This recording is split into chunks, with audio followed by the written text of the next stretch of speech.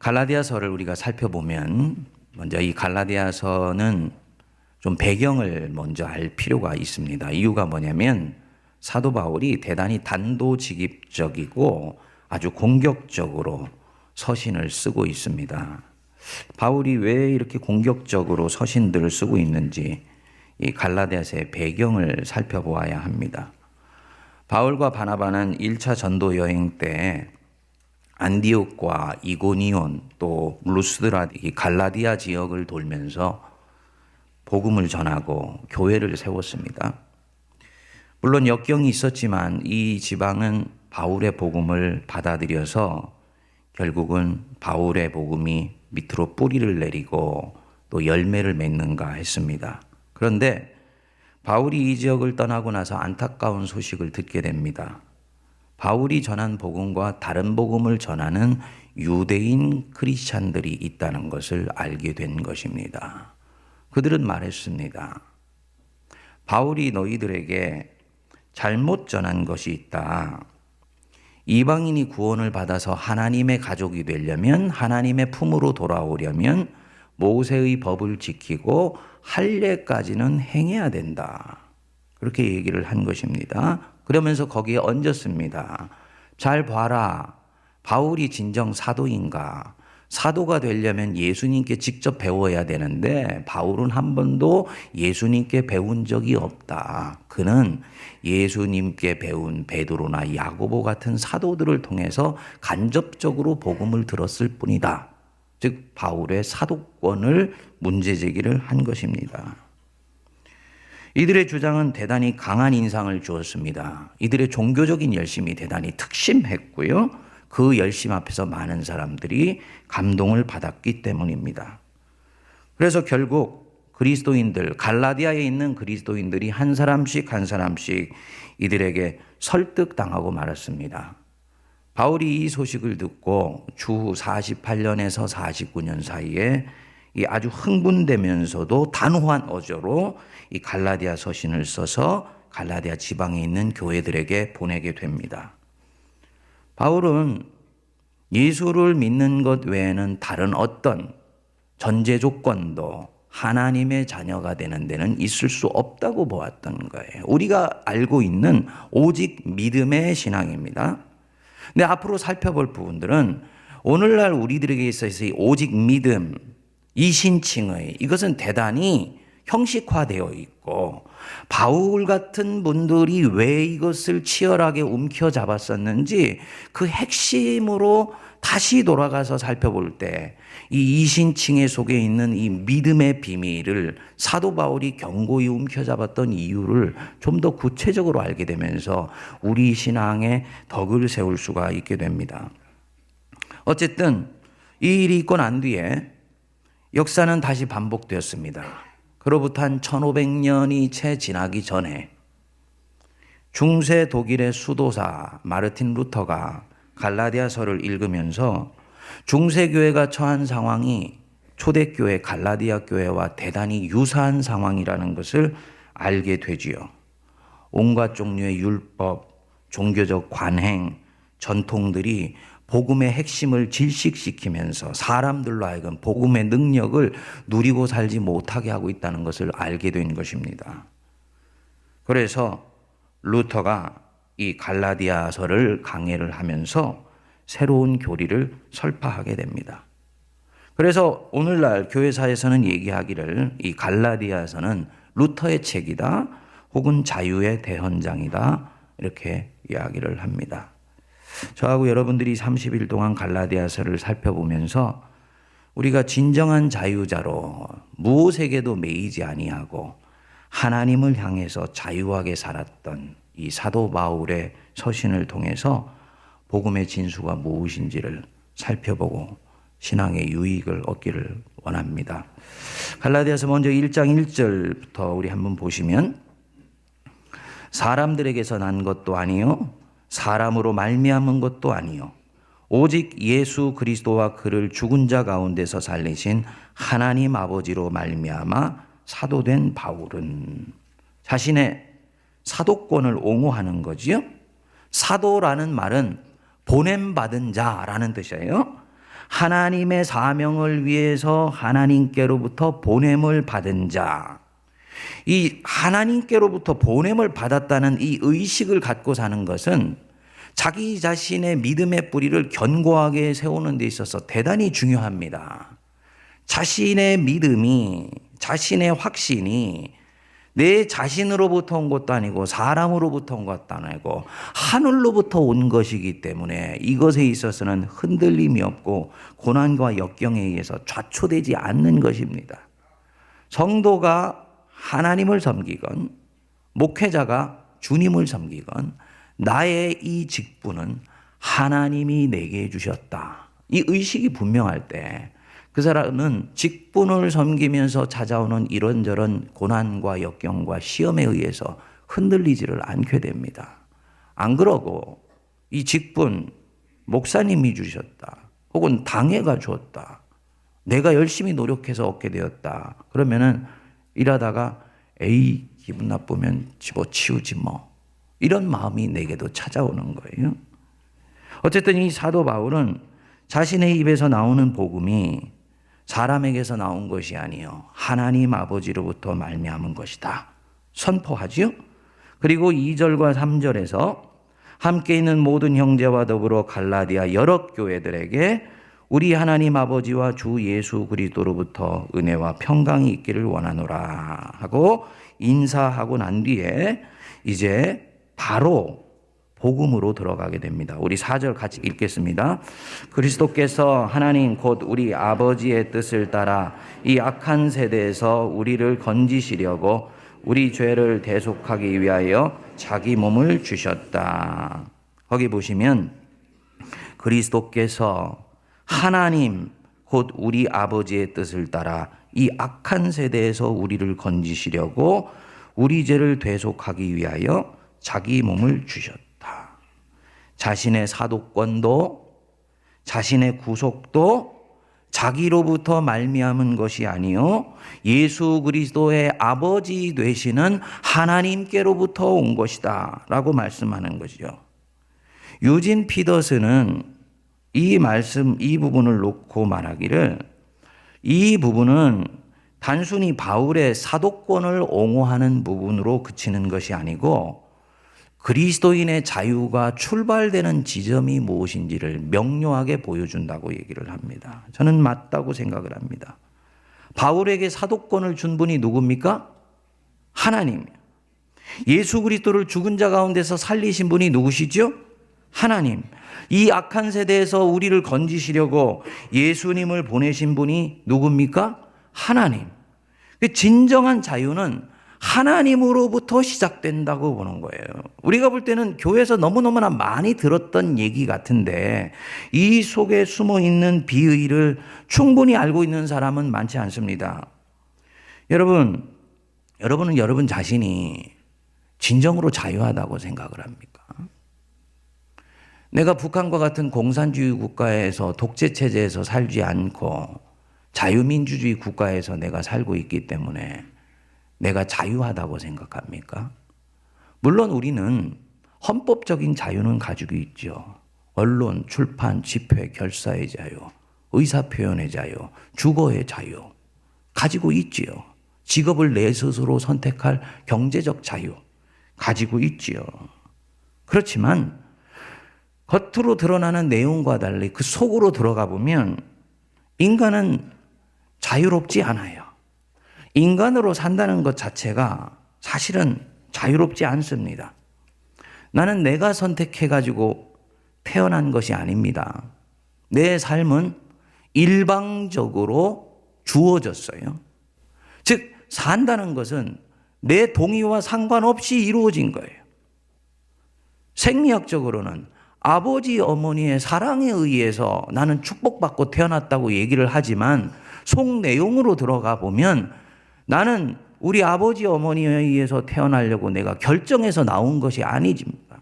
어느 날 태어나 보니까 나는 지금 이 자리에 있는 것입니다. 그래서 실존주의 철학에서는 얘기하기를 인간은 내던져진 존재들이다.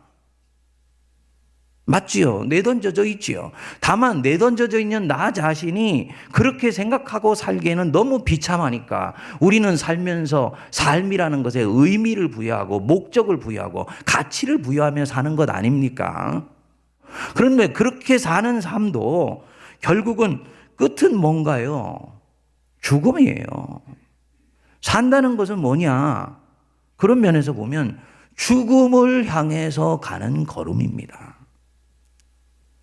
내 끝이 좋아야 다 좋은 것인데 끝이 죽음으로 끝나니 이 중간에 가는 여행길이 아무리 아름답고 오묘하며 맛이 있다 할지라도 그 죽음을 생각하면 그 인생의 맛이 맛으로 느껴지겠습니까?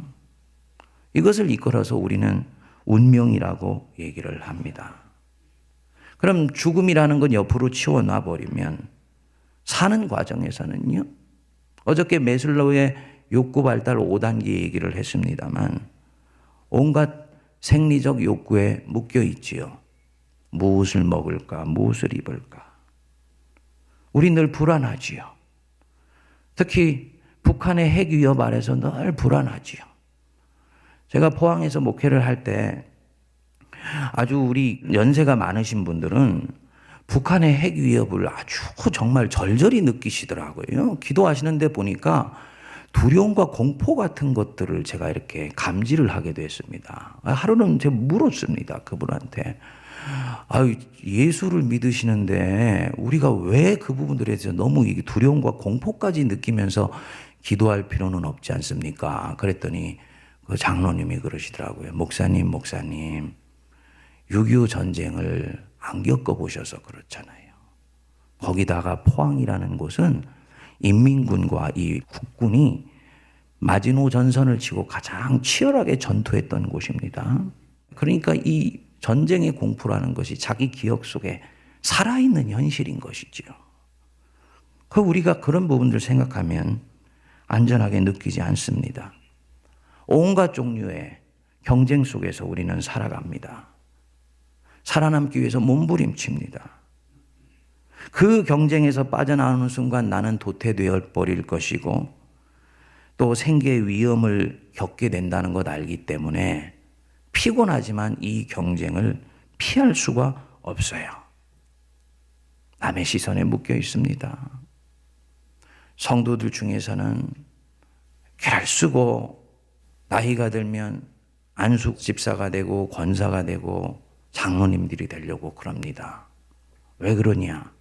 그 나이에 걸맞게 그 직분을 가져야 내가 존경을 받고 내 자신에 대해서 자존감을 가질 수 있다고 생각하기 때문이에요.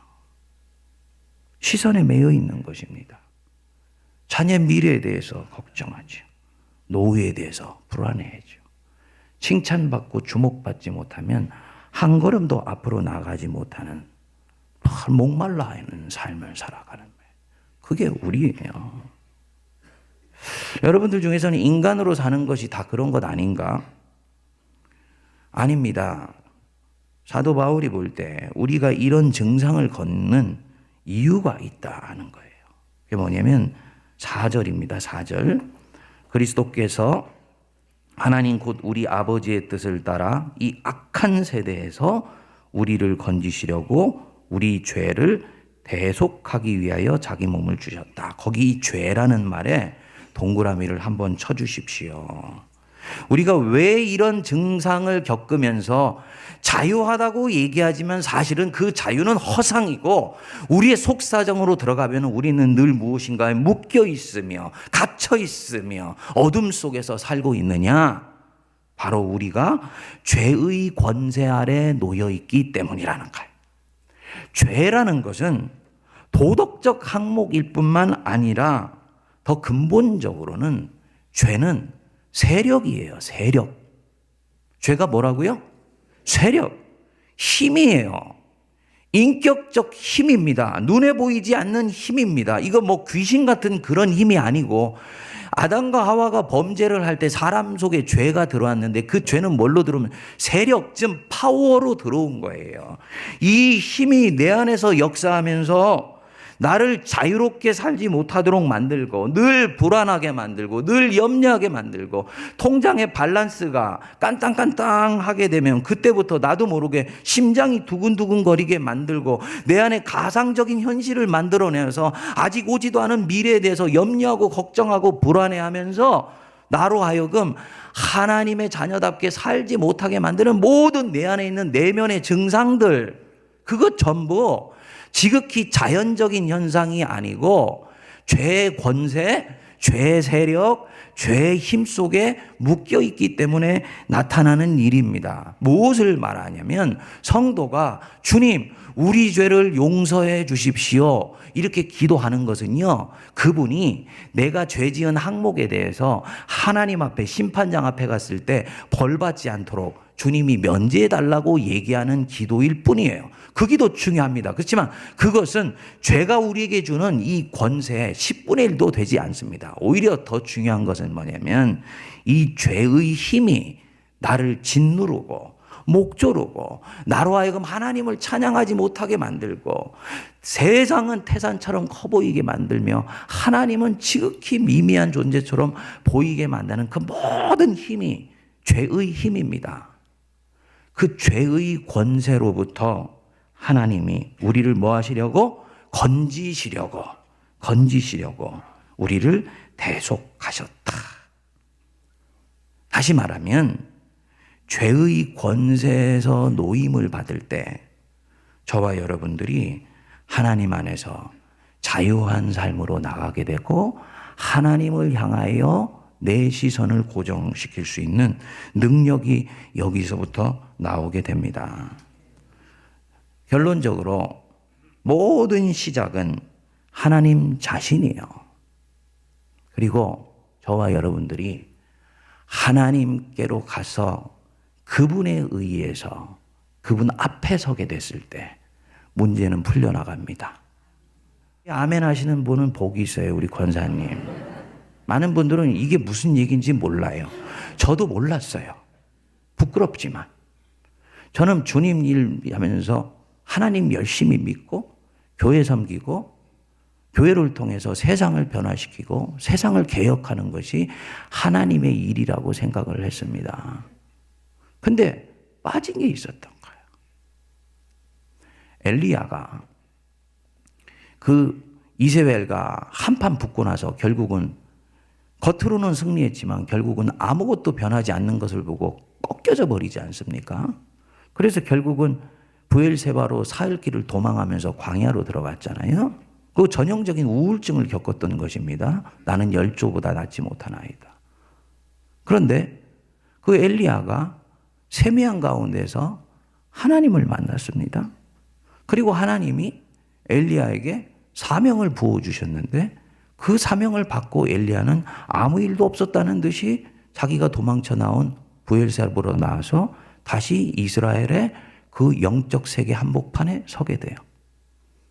열왕기상 18장 19장을 읽어보시면 하나님이 엘리야의 우울증을 어떻게 고쳐주셨는지, 어떻게 만져주셨는지, 엘리야와 하나님 사이에 무슨 대화가 있었는지 엘리야는 전혀 이야기하지를 않습니다. 무슨 말이냐? 엘리야가 세미한 음성 가운데 계신 하나님을 만난 그 자체로 그의 속에 있었던 어둠의 힘이 날아가 버린 것입니다. 하나님 앞에 서면 그래서 그는 해결되기 시작하는 거예요. 제가 GTU에서 조직신학을 공부하면서 영성지도라는 것을 제가 배우게 되었습니다. 그 상담과 상당히 비슷한데 목적이 다릅니다. 상담은 사람의 내면을 치유하여서 자기 속에 있는 자아를 회복시켜주는 것이 목적이라면 이 영성지도는 한 사람의 그리스도인을 하나님 앞에 세우는 것이 목적이에요. 물론 이 사람도 우울증도 겪을 수 있고 가정의 불화도 있을 수 있고 자기 삶의 의미를 찾지 못해서 몸부림치는 사람들이 영성지도를 받으러 옵니다. 근데 영성지도자 안에는 확고한 믿음을 한 가지 가지고 있어요. 이 모든 것들은 한 사람이 하나님 앞에 반듯하게 바르게 세워졌을 때 그의 문제는 본질적으로 풀려나가기 시작한다. 이 대전제를 가지고 있습니다. 그래서 이 사람으로 하여금 세상을 살면서 상처를 받고 죄에 의해서 점점 흐릿해진 하나님의 그 사람 속에 있는 역사, 하나님 자신을 점점 만날 수 있도록 도와주는 거예요. 그리고요, 그것들이 한 달, 두 달, 석 달 지나면은 이 사람 속에서 하나님이 서서히 말씀해 주시게 되고 하나님이 느껴지게 되고 하나님의 음성이 성경을 통해서 들려지게 되면서 자기의 문제를 끄집어내셔서 새롭게 하시는 하나님을 경험하게 됩니다. 그래서 전문 상담사를 찾아러 가서도 해결받지 못한 5년, 7년, 심지어는 10년이 된 우울증도 영성 지도를 받으면서 정리가 되고 삶이 번듯해지는 경우들이 대단히 자주 일어납니다. 뭘 얘기를 하는 거냐? 저와 여러분들 하나님 앞에 서십시오. 모든 자유는 그분 앞에 갔을 때 그분 안에 있어요. 내가 지금 뭔가에 묶여서 자유롭지 못하다? 여러분은 하나님을 믿는다고 하지만 하나님과 함께 그분이 주시는 것을 같이 믿고 있기 때문입니다. 목사, 하나님을 믿는다고 하지만 하나님과 함께 하나님이 내게 주시는 영광과 교회의 성장 같은 목회적 열매를 같이 믿고 있기 때문에 하나님이 보이지를 않아요. 하나님 앞에 선다는 것은 하나님과 하나님이 주시는 것, 그 양자를 내 손에 움켜쥐려고 하는 마음을 내려놓고 하나님 자신 속에 내 인생의 모든 것이 있다는 걸 알고 믿으며 그분 안에 내 자신을 깊이 밀어넣는 것입니다. 여기서 한 사람의 자유가 시작이 됩니다. 그래서 모든 그리스도인의 자유가 시작되는 지점은 하나님. 사랑하는 여러분, 예수 그리스도를 통해서 나를 죄의 권세에서 풀어내어 주셨듯이 어느 순간 이 악한 세대에 묶여 사는 나를 하나님께서 건져내 주시고 자유케 해주시는 역사가 저와 여러분들 안에 일어나게 되기를 간절히 기도합니다. 그리고 여러분들 안에 이때까지 하나님과 그분이 주시는 열매와 결실을 끊임없이 추구하면서 살아왔던 그 믿음, 그것이 기복주의적인 것이건 고상한 것이건 가치 있는 것이건 당분간은 그것을 내려놓고 하나님 자신 속에 내 영혼의 자유가 있다는 것을 믿고 확신하면서 말씀 속에 들어갔을 때 흐릿하고 애매모호하며 내게 실체로 보여지시지 않으셨던 그 하나님이 이미 나를 통해 역사하시고 계신 것을 저와 여러분들이 확인하시게 되실 것입니다. 이 30일간의 기도의 여행이 바로 그 하나님을 새롭게 만나서 주의 성령이 내게 임하셨으니 이는 가난한 자에게 복음을 전하게 하시려고 내게 기름을 부으시고 나를 보내사 포로된 자에게 자유를 눈먼 자에게 다시 보게 함을 선포하며 눌린 자를 자유케 하고 주의 은혜를 선포하게 하려 하심이라. 이 복음의 목적과 복음의 능력이 저희들 안에 회복하는 놀라운 은혜의 역사 나타나게 되기를 기도합니다.